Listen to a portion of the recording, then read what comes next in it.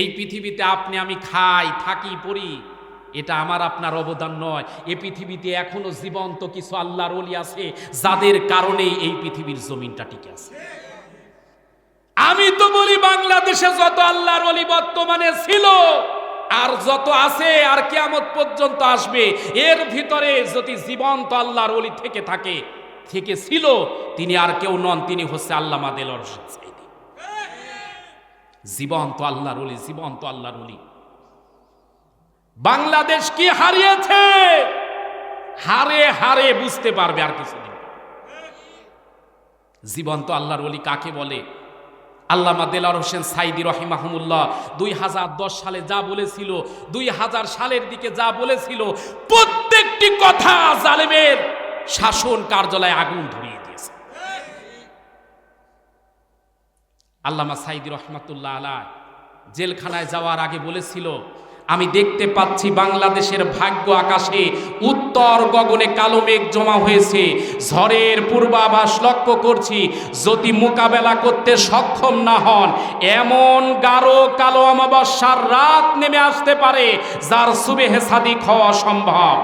সুতরাং আপনারা কি কাফের মুশরিকদের মতো বসতে চান? লোকজন বলেছিল না। আল্লামা সাঈদী বলেছিল, যদি সেই প্রভাত থেকে যদি বাঁচতে চান একটা মাত্র কারণ, এখনই প্রতিবাদের ভাষা জাগিয়ে তুলতে হবে। আল্লামা সাঈদী যা বলেছিল 10 বছর আগে, বর্তমান সমাজে 24-এর আগে আমরা তাই দেখতে পেয়েছি। কারে আল্লাহর ওলি বলে? নবীরা মুআজিজা দেখিয়েছে, আর আল্লাহর ওলিরা, জীবন্ত আল্লাহর ওলিরা কারামত দুনিয়াতে যুগে যুগে দেখায়। এ বাংলাদেশে অনেক আল্লাহর ওলি আছে, আমি বিশ্বাস করি এখনো আছে। তবে আল্লামা সাঈদী রহিমাহুমুল্লাহ এমন একজন আল্লাহর ওলি ছিলেন, কওমিয়া বলেন, আলিয়া বলেন, হানাফি বলেন, শাফি বলেন, যত ঘরানার লোক আছে, আলেম আছে, সবাই তাকে শ্রদ্ধা করতে বাধ্য হবে। এ মানুষটা যদি আজকে থাকতো, ইসলামী বিপ্লবের জন্য বেশি কিছু লাগতো না। আল্লামা সাঈদী ঢাকার ময়দানে দাঁড়িয়ে যদি একটা ভাষণ দিতে পারতো, আল্লাহর কসম করে বলি, বাংলাদেশের এমন কোনো মাঠ নাই, এমন কোনো ঘাট নাই, এমন কোনো ময়দান নাই যে ময়দানে আল্লামা দেলোয়ার হোসেন সাঈদীর মাহফিলে জায়গা দেওয়া যেত। যেখানে মিজানুর রহমান আল আজহারীর মাহফিলে 10 লক্ষ 15 লক্ষ মানুষ দেখেছে। আল্লামা সাঈদীর ছাত্র হওয়ার পরই যদি এই অবস্থা হয়, এ জালেমেরা জানতো যে এই মানুষটা যদি বেঁচে থাকে, বাংলাদেশে ইসলামী বিপ্লব কেউ ঠেকাতে পারবে না। কিন্তু জালেমদেরকে বলতে চাই, ও জালেমেরা, আল্লামা সাঈদী চলে যেতে পারে, আল্লামা সাঈদীর উত্তরসূরিরা কিন্তু এখনো ময়দান ছাড়ে নাই। একটা জিনিস মনে রাখা দরকার, ফেরাউন নমরুদ হামলা দিয়ে মামলা দিয়ে যেমন ইসলামপন্থীদেরকে থামাতে পারে নাই, রক্তের বিনিময়ে ইসলামপন্থীদেরকে থামিয়ে রাখা যায় না। যত হামলা দিবা, মামলা দিবে ইসলামপন্থীদের উপরে, হুলিয়া জারি করবা, বাংলার জমিনে 26 সালের নির্বাচনে কোরআনপন্থীদের বিজয় হবে, কারণ বাবার সন্তানের ক্ষমতা নাই ঠিকই রাখবে। কারা কারা রাজি আছে মুসলমান? হাত তোলা, আল্লাহকে দেখাও।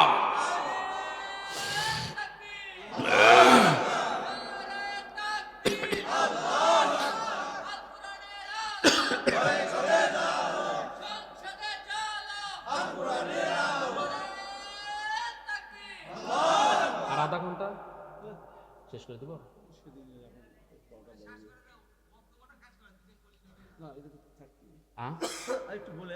আচ্ছা আচ্ছা, ঠিক। লিল্লাহে তাকবীর। এরে মুমিন মুসলমানের সন্তানেরা, কথাগুলো একটু হৃদয়ের কান দিয়ে শোনা লাগবে। নবী আমার যখন কাব ইবনে মালিক বলতেছে একটা মুজিজা দেখানো লাগবে, এমন সময় নবী আমার বললেন, কি মুজিজা দেখতে চান? কাব ইবনে মালিক ডাক দিয়ে বলেন, নবী গো, আপনি যদি সত্যিকার অর্থে নবী হন, ওই যে আকাশে তাকায়া দেখেন ভরা পূর্ণিমার চাঁদ দেখা যায়, ওই চাঁদটাকে একটু দ্বিখণ্ডিত করে দেখানো লাগবে। বলেন তো এই কাজটা কি সহজ? জোরে কোন সহজ?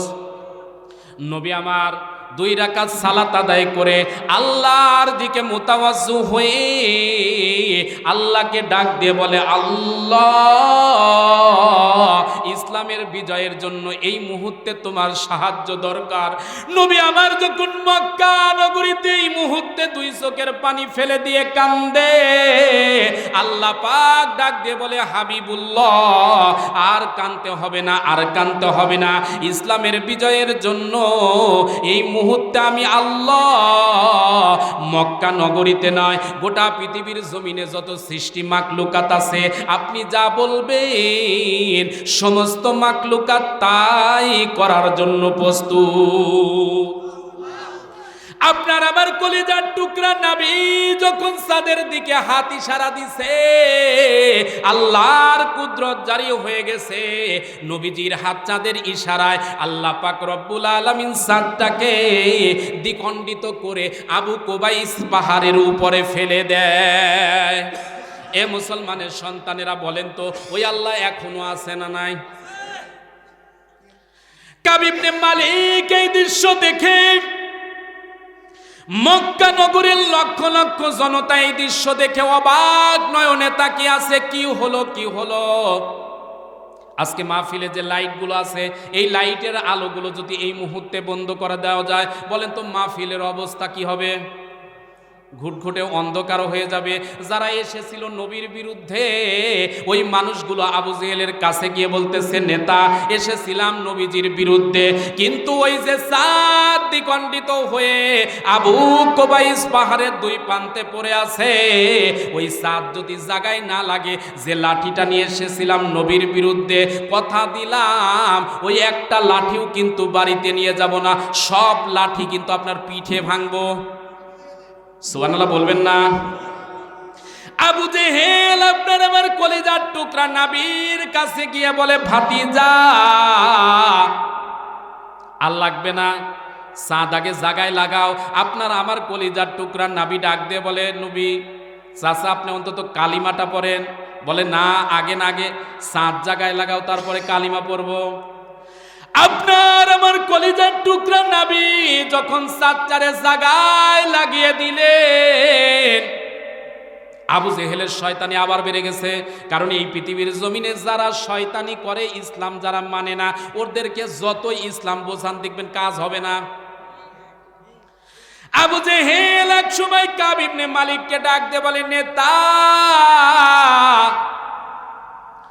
আপনি এসেছিলেন হুজুরকে হারাবেন, কিন্তু আপনার লক্ষণে তো মনে হয় না হারাতে পারবেন। কি করবেন, কি করবেন? বলে, এক নাম্বার প্রশ্ন তো ফেল। বলে, একটা প্রশ্ন নয়, আরো দুইটা প্রশ্ন আছে, যে দুইটা প্রশ্নের ভিতরে যে কোনো একটা প্রশ্নে হারাবো।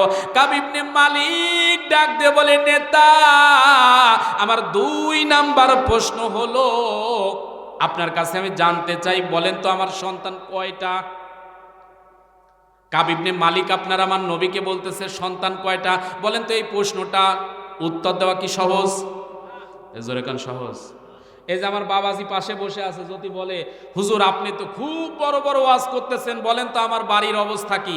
আমারে যদি আগে থেকে না বলে, আমি যত বড় হুজুরি হই, এটা আমার পক্ষে বলা সহজ? জোরে কান সহজ। আল্লাহ নবীজি বললেন, কাব ইবনে মালিক এই প্রশ্নের উত্তর দেওয়া আমার পক্ষে সহজ নয়, কিন্তু আল্লাহ পাক যদি আমারে দয়া করে অবশ্যই আমি উত্তর দিব। কিন্তু এই উত্তরটা দিতে যদি যাই, আমি যদি বলি তোমার সন্তান দুইটা, তুমি বলবা না তিনটা, আমি যদি বলি একটা, তুমি বলবা চারটা, উত্তর বাড়তেই থাকবে, কোনো সমাধান হবে না। বরং তোমার সাথে 11 জন লোক এসে এই মুহূর্তে কাবার অদূরে বসে ওরা মাদকাসক্ত অবস্থায় আছে, ওই 11 জন লোককে আগে নিয়ে আসো, তারপরে আমি উত্তর দিব। সুবহানাল্লাহ বলবেন না?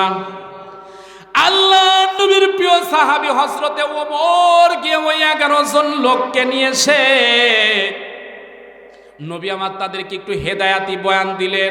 ডাক দিয়ে বলে, আল্লাহর বান্দারে, এই পৃথিবীর জমিনে থাকার মতো সুযোগ নাই, বেশি দিন থাকতে পারবে না, মৃত্যু একদিনও হবে, যে কোনো সময় কবরে চলে যাবে। ওই 11 জনের যেমন মৃত্যু আছে, আমাদেরও মৃত্যু আছে না নাই? আছে না নাই?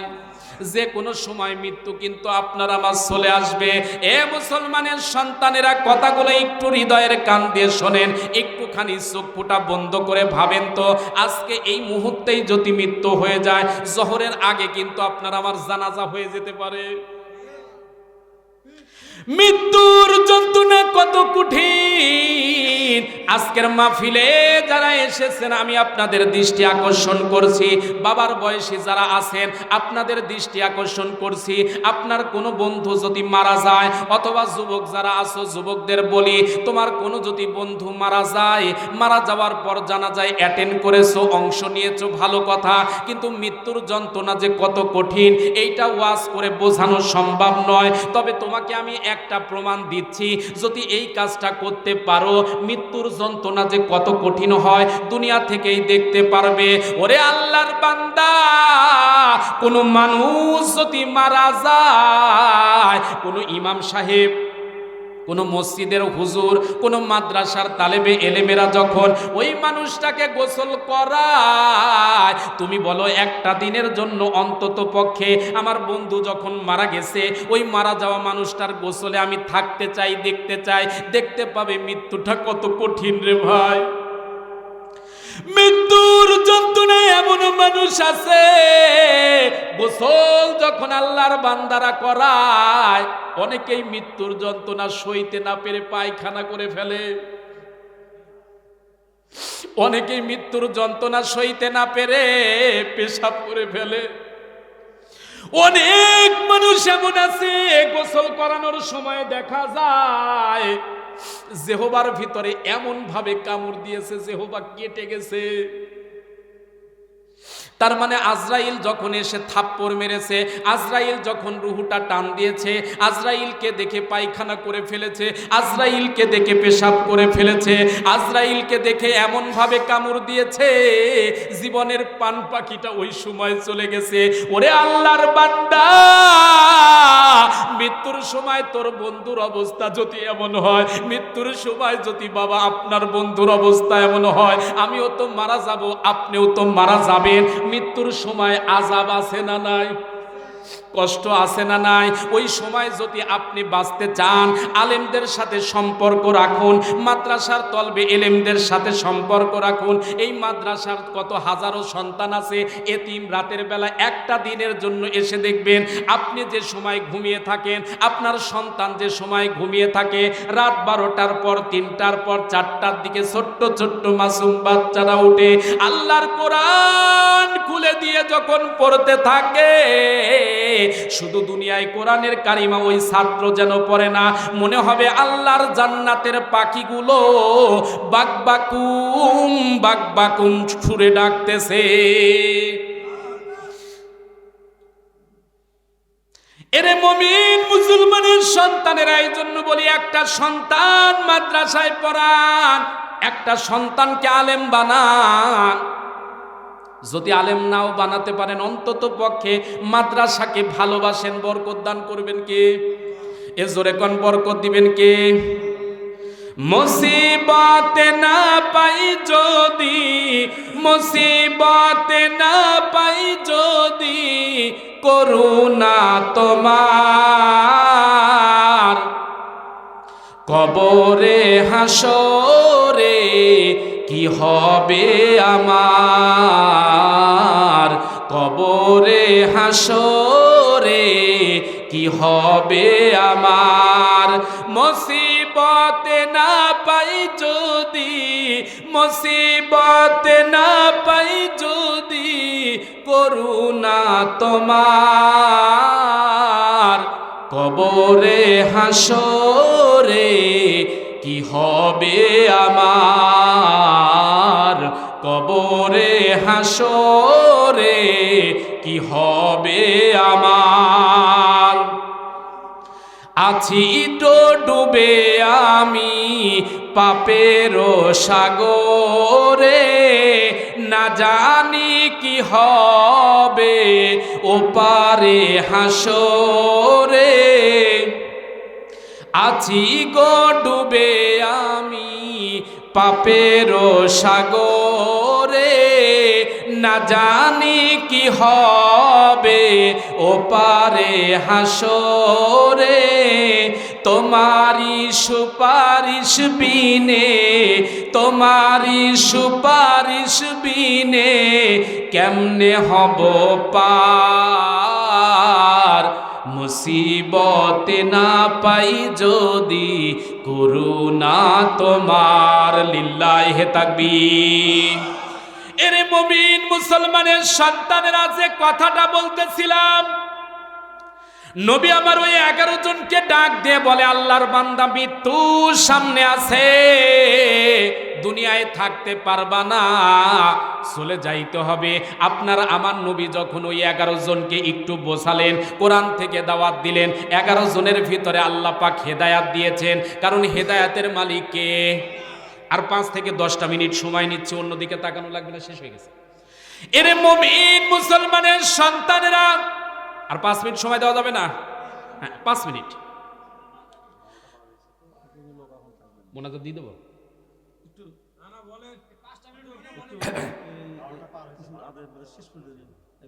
আমি তো শেষই উঠলামই 11টা দেখে, কি বলবো বলেন? আচ্ছা ঠিক আছে।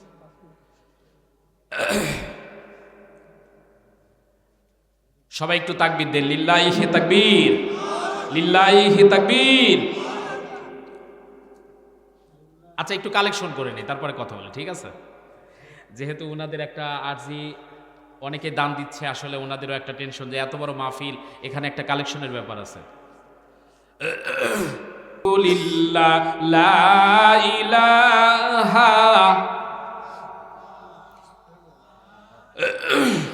হ্যাঁ, দানের কাজটা আমরা দ্রুত সারি ইনশাল্লাহ।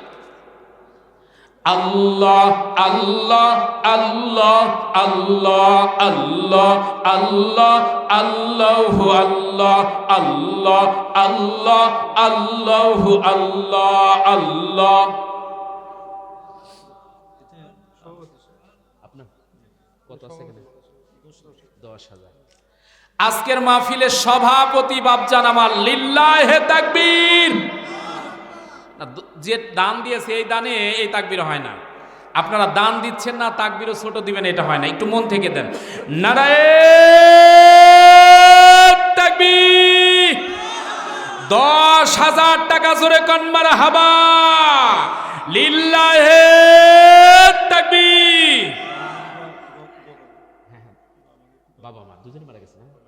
হায় আল্লাহ তাআলা, দানকে কবুল করে নাও, হায়াতে তাইয়্যিবা দারাজ করো, দুনিয়া আখিরাতের কল্যাণ দাও। হায় আল্লাহ তাআলা, বাবা মা কবরে চলে গেছেন, মা বাবার জন্য সন্তান দোয়া চায়, আল্লাহ মা বাবার কবরগুলো জান্নাতের বাগান বানায় দাও। আল্লাহ দুনিয়ার বুকে যারা এখনো জীবিত আছে, আল্লাহ সবার নেক হায়াত বাড়ায়া দেন। কিয়ামতের মুসিবতের দিন মা বাবা, স্ত্রী, পরিবার পরিজনকে সঙ্গে নিয়ে নবী মুহাম্মাদের সাথে একসাথে জান্নাতে যাওয়ার সুযোগ দিন। জোরে বলুন আমিন। সভাপতি সাহেবের ছেলে আরো 2,000 টাকা দিয়েছেন, লিল্লাহি তাকবীর। হায় আল্লাহ তাআলা, দানকে কবুল করো, দুনিয়া আখিরাতের কল্যাণ দাও। আল্লাহ মনের জায়েজ তরিকায় আশা কবুল করে নাও। হায় আল্লাহ তাআলা, দুনিয়াতে বরকত দাও, কিয়ামতের মুসিবতের ময়দানে মা বাবাকে সঙ্গে নিয়ে, স্ত্রী পরিবারকে সঙ্গে নিয়ে একসাথে জান্নাতে যাওয়ার সুযোগ দিন। জোরে বলুন আমিন। মোহাম্মদ রাফিকুল ইসলাম, রফিকুলি, আচ্ছা, নগদ 1,000 টাকা, লিল্লাহি তাকবীর। আলহাজ মনসুর রহমান সরকার, বাবা মার জন্য দোয়া চেয়ে, জি হয়েছে, আচ্ছা আচ্ছা। রমজান আলী রতন 500 টাকা, লিল্লাহি তাকবীর। হায় আল্লাহ তাআলা, দান কবুল করো, হায়াতে তাইয়্যিবা দারাজ করো, দুনিয়া আখিরাতের কল্যাণ দাও। এরে মুমিন মুসলমানের সন্তানেরা, সম্মানিত মা বোনেরা, আজকের মাহফিলে যারা এসেছেন, মা বোনদের জন্য সংক্ষিপ্ত পরিসরে একটু কথা শোনাচ্ছি। মা, আপনাদের মতো মা থেকেই ভালো সন্তান হয়, আপনাদের মতো মা থেকেই আব্দুল কাদের জিলানী রহমাতুল্লাহ হয়, আপনাদের মতো মা থেকে কাজী ইব্রাহিমের মতো সন্তান হয়, আপনাদের মতো মা থেকেই আল্লামা সাইদি রহিমাহুল্লাহ হয়, আপনাদের মতো মা থেকেই বাংলাদেশ ইসলামী ছাত্র শিবিরের পক্ষ থেকে 500 টাকা দিয়েছে, লিল্লাহি তাকবীর। যারা দান দিবেন একটু রেখে যাবেন, আমি ইনশাআল্লাহ পরে বলে দেব, ঠিক আছে? একটু 5 মিনিট কথা শেষ করে নিই। এরে মুমিন মুসলমানের সন্তানেরা, তার মানে মা যদি ভালো হয় সন্তান ভালো হবে, মা যদি খারাপ হয় সন্তানও খারাপ হবে। গাছ ভালো হলে ফল ভালো হয়, পীর ভালো হলে মুরিদও ভালো হয়। তার মানে হলো সন্তান ভালো হওয়ার জন্য মা ভালো হওয়া দরকার, আছে না নাই? এজোরে কেন আছে না নাই? আমাদের সংসারগুলোতে দেখবেন অনেক সময় ঝামেলা হচ্ছে। এই কারণ হলো, যদি আপনি খুঁজতে যান একটা কারণ খুঁজবেন, আমাদের সমাজে অনেকেই বিবাহ করার আগে মেয়েকে দেখে, কিন্তু মেয়ের মা কেমন এইটা না দেখার কারণে পরে ঝামেলা হয়। কথা কন না কেন? আচ্ছা, আলামিন নামে একজন 1000 টাকা দিয়েছে, লিল্লাহি তাকবীর। যারা দিবেন একটু রেখে যান, 5টা মিনিট সময় দেওয়া যাবে না? কথা একটু শেষ করে নি। এরে মুমিন মুসলমানের সন্তানেরা, যে কথাটা বলতেছিলাম, আমাদের মুরব্বীদের একটা স্বভাব আগে ছিল, যখন পাত্রী দেখতে যেত অথবা গরু মনে করেন একটা গাভী কিনবে, বাজারে গিয়ে দেখবেন গাভী কেনার আগে খোঁজ নিত এই গাভীর মা কয় কেজি দুধ দিত। তার মানে মায়ের অবস্থা ভালো হলে এই গাভীটার অবস্থা মোনাজাত দিয়ে দেবো না, কি বলতেছেন? আচ্ছা, বলে দিবেন। আমি তো 4-5 মিনিটের কথাই বললাম। আচ্ছা, মোনাজাত দিয়ে দেই নাকি? এই বেশি দেরি করে উঠলে এই প্রবলেমটাই হয়। মানে আমি ওই জন্য চেয়েছিলাম যে 10টায় উঠি, 10টায় উঠলে এই যে 12টা বাজতো না, এখন 12:30। আসলেও সময়ও চলে যাচ্ছে, কিন্তু মা বোনেরা আসছে, ওনাদের সম্পর্কে একটু বলতে চাচ্ছিলাম এই আর কি।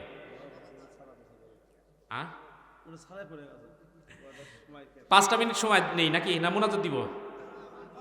আচ্ছা, হ্যাঁ, 5 মিনিটে শেষ হয়ে যাবে। এরে মুমিন মুসলমানের সন্তানেরা, মা বোনেরা একটু মন দিয়ে শোনেন।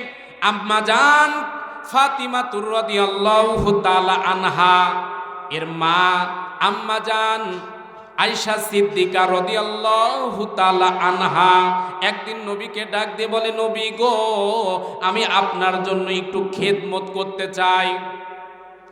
নবী আমার ডাক দিয়ে বলে, আয়েশা রে, কি খেদমত দিবার চাও? আম্মা জান আয়েশা সিদ্দিকা ডাক দিয়ে বলে, নবী গো, আমি আপনাকে গোসল করানোর খেদমত দিতে চাই। স্বামী স্ত্রীর ভিতরে একটা ভালোবাসার মহব্বত আছে না নাই? গোসলের করানোর জন্য যখন আপনারা আমার কলিজার টুকরার নাবিকে যখন রাখলেন, গোসল যখন করিয়ে দিবেন, শরীর থেকে যখন কাপড়টা সরাচ্ছে, আম্মা জান আয়েশা সিদ্দিকা তাকায়া দেখে এত সুন্দর শরীর কোনোদিন আমি দেখি নাই। নবীর চেহারার দিকে তাকাইলে চোখ ফেরানো যায় না, কিন্তু নবীর চেহারার ভিতরে, নবীর শরীরের ভিতরে কালো কালো কেন যেন দাগ দেখা যায়। আম্মা জান আয়েশা ডাক দিয়ে বলে, নবী গো, আপনার কি কোনোদিন বসন্ত রোগ হয়েছিল? আপনার কি কোনোদিন বড় কোনো অসুখ হয়েছিল? নবী আমার ডাক দিয়ে বলে, আয়েশা রে, আমার জীবনে কোনো বড় রোগ হয় নাই, তবে জীবনে 3টি ঘটনা আমার কষ্টের ছিল। এই 3টা ঘটনার কথা মনে হয়ে গেল রে আয়েশা। আম্মা জান আয়েশা সিদ্দিকা ডাক দিয়া বলে, নবী গো, 3টা ঘটনা কি আমি জানতে চাই। নবী আমার ডাক দিয়ে বলে, একটা ঘটনা হলো মক্কা নগরীতে কাবার হাকিমের সামনে যখন আমি সেজদারত অবস্থায় ছিলাম, ওই সময় কাফের বেঈমানেরা আমাকে মেরে ফেলে দেওয়ার জন্য আমার উপর উট দুম্বা গাধাগুলো চাপিয়ে দিয়েছিল, ময়লা স্তূপ ভুঁড়িগুলো চাপিয়ে দিয়েছিল। ওদের টার্গেট ছিল আমাকে মেরে ফেলে দিবে। আয়েশা, 2 নম্বর আমার জীবনের সবচাইতে কষ্টের দিন ছিল উহুদের ময়দানে, যখন আমি কালিমার দাওয়াত দিতে গেলাম। ওই দিন বেঈমানেরা আমাকে মেরেই ফেলে দিবে, হত্যা করবে। ওই দিন আমার উপরে অতর্কিতভাবে হামলা শুরু হয়েছিল।